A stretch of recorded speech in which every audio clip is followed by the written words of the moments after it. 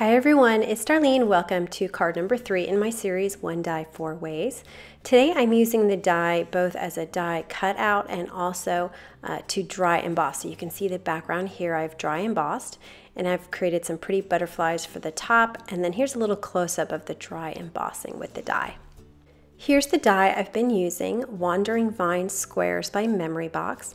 I'm pairing it with the Papillon Potpourri set by Stampin' Up. It's a really old set, but I've used it so much. It's got 2 matching punches.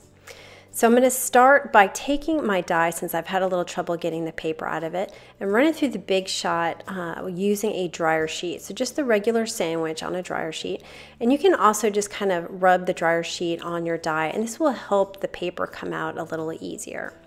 So I'm going to take this and a piece of Wild Wasabi cardstock and run it through my Big Shot. Now I'm also adding 3 Mylar shims, which you can buy in 12 by 12 sheets. I bought it on Amazon. I find it provides that little extra pressure you need for intricate dies, and I also could have used my precision base plate, but I just didn't think about it. I'm going to poke all the holes from the back with a paper piercer. A bunch of the pieces popped out, but the die cut is still in there. So I'm going to take my paper piercer and just kind of run it along the inside of the die and lift up the paper and separate it from the die. I think I've used this die so much and I've applied so much pressure that it's created kind of these deep grooves for the die, but it's not really a big deal. I'm just using my paper piercer, and it's coming out a little bit at a time, just being really careful. But it took me, I want to say, about a minute to get this whole thing pulled out. Some of it comes out in big chunks, some a little bit, you just have to be patient with it. Anyway, so I'm going to pull this die out. The hardest part is the little spiral on the side. And now I'm ready to do my dry embossing. So what I'm going to do is take a piece of Neenah Solar White cardstock. This is A2, or so I thought A2, it's actually not, and we'll find out later. But anyway, so I'm going to position it where I want it, kind of a little to the left of center. And I'm going to take my die, and then if you flip it upside down, it kind of fits right there in the grooves of the original die.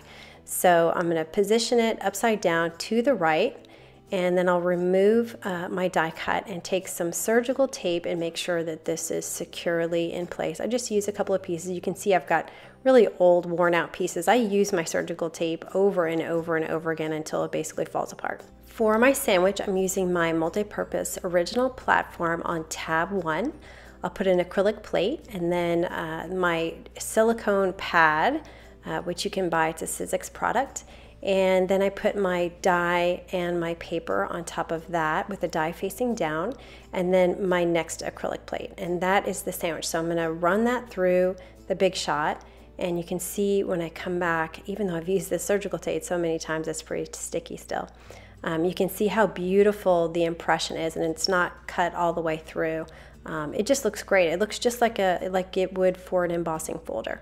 So I put my die cut piece back on so I can figure out where I need to do this again. So I repeated the process a few more times, one on the left here, just to work my way around the die cut. I didn't want to do it underneath the die cut because then it would get a little too busy. So for my last one, I actually had to turn it sideways because it doesn't fit through the die machine the other way. And that's fine, because when you run it through the die cut machine, it's really not putting very much pressure. It rolls through very easily. So that's all the dry embossing I'm going to do, and so my die will fit right there in the middle. I'm going to hold it with some tweezers while I put some glue on the back. For these intricate dies, I like to use my 2-way glue pen, and I just try to work as quick as I can. I just dot glue in all the different areas, and then I'll go back and do the first part again just a little bit, so that just in case it's dried a little bit. I've tried a lot of other ones, spray adhesive, and it just doesn't stick very well. This doesn't really seep out the side, not too much comes out, and I just get the best results with the 2-way glue pen. So I'm going to position it right in between all my dry embossing. And once I get it placed where I want, I'm just going to press it down with my finger and let go of the tweezers. And it might require a little bit of maneuvering to get it all straight because it is a very delicate die. But it hangs off the top and the bottom, so I'm just going to cut the edges off with a scissor. And now I'm going to move on to my butterflies. So I'm going to stamp my butterflies onto some Neenah Solar White cardstock with some Memento Tuxedo black ink. I'm going to use 1 of the large butterfly and then 2 of the small ones. I'm going to color these butterflies really quickly with some Copic markers. These are my three absolute favorite go-to yellows that I use all the time: Y11, Y15, and Y17. I started with the Y17 in the center, and now I'm moving out a little bit with the Y15, and then I'll finish off with the Y11. I'm just going to color these butterflies very simply with yellow, not going to add a bunch of other colors. I already have green on my card, and I don't like to use too many colors. I think 2 is a good number, sometimes 3. It just depends, but for the most part, I try to keep my color minimized. For the centers, I'm going to use E43 and just color in the middle here, and then I can punch these out. Now, what I love so much about the punch here is that it goes right to the edge of the butterfly, and it's really easy to line up. You can see as I punch this out that I do not get any white outline around my butterfly. And you can see some of the black gets cut off. And I also cut off the antenna, but I'm not really worried about that. Anyway, that's what I love about these punches. And the small one is the same exact way. So it goes right up against the edge of the stamped image so that I don't get a white outline around it. Next, I'm going to work on my sentiment. I'm making this a Get Well card, but you could pretty much make this any sentiment. I'm using the More Sketchy Banner Greetings by Simon Says Stamp, and I'm going to ink it up with some Versamark ink and sprinkle it with some white embossing powder and heat it to set it. Now you'll notice that the exclamation point is missing the dot, and that's just my stamp. I don't know, it's just defective, I guess. Anyway, so I'm putting this on my card and realizing that it is too short. I don't know what happened, but I'm realizing at this point when I'm going to put it on my base that my cardstock was too short. It wasn't A2 size. Which is fine because I was planning to add some black on the left-hand side anyway, but I was sort of hoping that I could fit that sentiment in there because the first time I created this card, I made a banner out of it and it looked really good. But I'm not going to be able to do that here, but I'm going to continue on anyway. I'm going to put some 2A glue on the back of my sentiment, and it's got this cute little nook here in between the boxes that I can put it and extend it out to the edge. And since I can't make a banner, I'm just going to cut it off right at the edge. And then I'm going to cut a strip of black cardstock because you can see I was planning to put black there anyway because I needed a little bit of balance with just that kind of stark sentiment on the right side. And this will sort of balance it out by having some black on the left. And I cut it a little bit too long. It was about 1/4 inch, so it's just less than 1/4 inch. Now I'm going to adhere my butterflies. I'm going to have them sort of sitting on the vine. So I'm going to place them small, big, small, my big in the center there.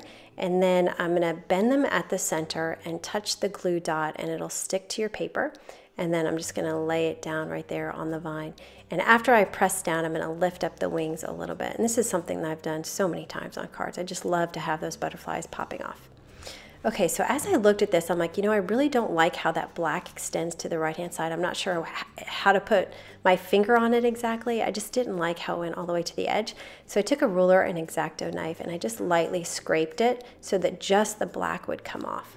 And so I peeled the black away, but I still had adhesive behind there, and rubbing it with my finger didn't get it off. So I have this sort of glue, rubbery, I'm not sure exactly what it is. I have to look it up and put it on the blog. But I just rubbed it a couple of times and the adhesive came right off. So then I added a little bit of extra detail with a Wink of Stella clear glitter pen over all my butterflies. And then I added that exclamation point dot that was missing with my white gel pen. And that is the card for today. So I've got the die cut, plus I've got some dry embossing in the background. I really like the way it turned out. It just added a little bit of extra interest to that white background. So I hope you enjoyed that too, and I will see you next time for card number 4. See you then.